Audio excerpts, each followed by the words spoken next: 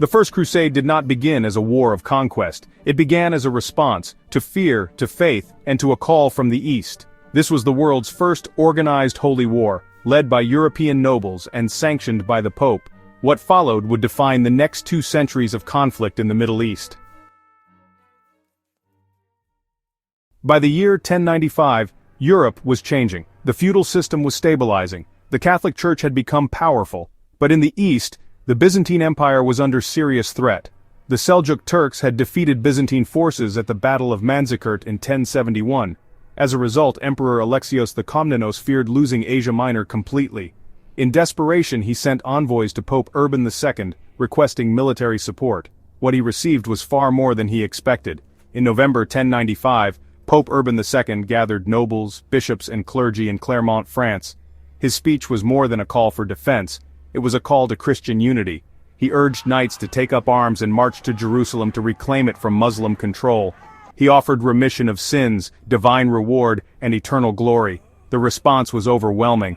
Thousands took vows on the spot, marking their tunics with a sewn cross. The term crusade would come later, but the movement had begun. Before the nobles organized, a wave of ordinary people set out. Led by a preacher named Peter the Hermit, tens of thousands of peasants, pilgrims, and poor knights marched east.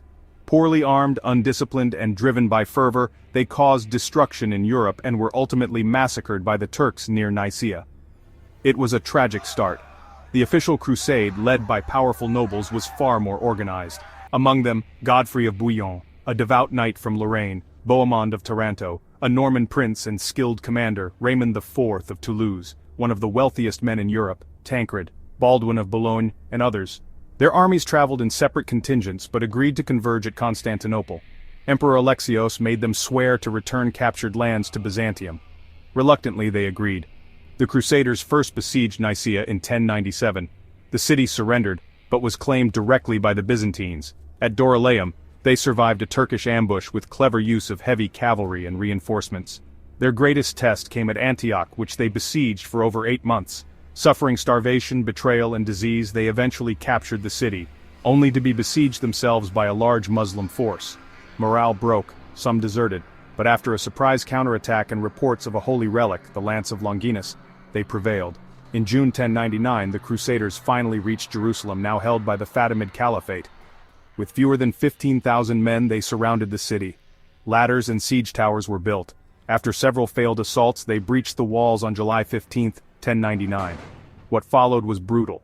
Muslim and Jewish residents were massacred. The sack of Jerusalem would stain the reputation of the Crusaders for centuries. Still, for the men who survived, it was a triumph. They had fulfilled their vow. A new Christian kingdom was established, the Kingdom of Jerusalem. Godfrey refused the title of king, calling himself Defender of the Holy Sepulchre. But victory was fragile. Surrounded by Muslim powers, the Crusader states were weak, distant, and constantly under threat. It was this dangerous reality that would soon inspire the creation of a new kind of brotherhood. Men who were both monks and knights, the Knights Templar.